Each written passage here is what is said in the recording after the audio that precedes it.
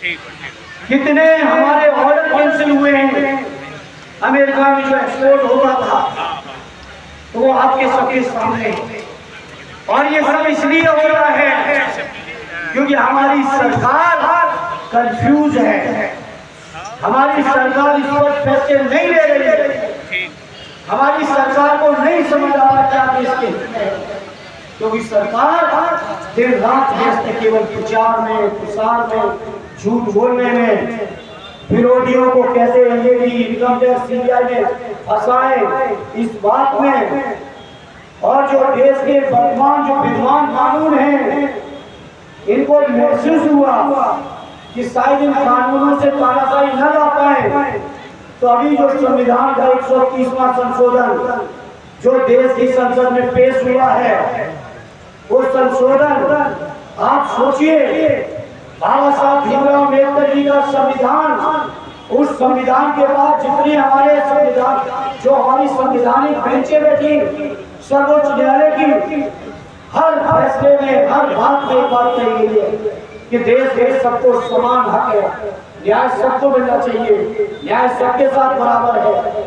लेकिन भारतीय जनता पार्टी के लोग विपक्षी दलों को कैसे दबाने, तो उसके लिए क्या कानून लिया है कि किसी भी मंत्री मुख्यमंत्री को 30 दिन के लिए जेल में डाल दो, उसको इस्तीफा देना पड़ेगा, नहीं देगा तो ऑटोमेटिक इस्तीफा मांगा जाएगा। ये संविधान संशोधन है, और ये संविधान संशोधन कोई भ्रष्टाचार को रोकने के लिए नहीं हो रहा है। भ्रष्टाचार को रोकने के लिए बहुत सारे कानून पहले से बने हुए, ये केवल और केवल इसे लाया जा रहा है कि कैसे विपक्षी दलों की सरकारों को, मुखियाओं को, मंत्रियों को जेलों में डाल के उनके पद से छीन के उनकी सरकारों को बाली बलिया के लोगों आपके बीच कहने आए, ये भारतीय जनता पार्टी के लोग भ्रष्टाचार से नहीं लड़ रहे। अगर ये लड़ रहे होते तो बताओ, आप सब बलिया वाले साथियों जानते हो, थानों में, तहसीलों में, कलेक्ट्रेट में, डीएम दफ्तर में, कप्तान दफ्तर में, सीडीओ दफ्तर में,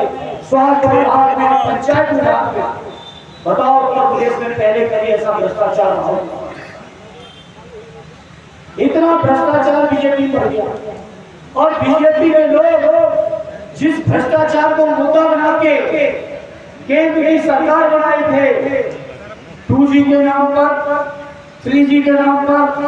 कॉमनवेल्थ गेम के नाम पर, कोयला घोटाले के नाम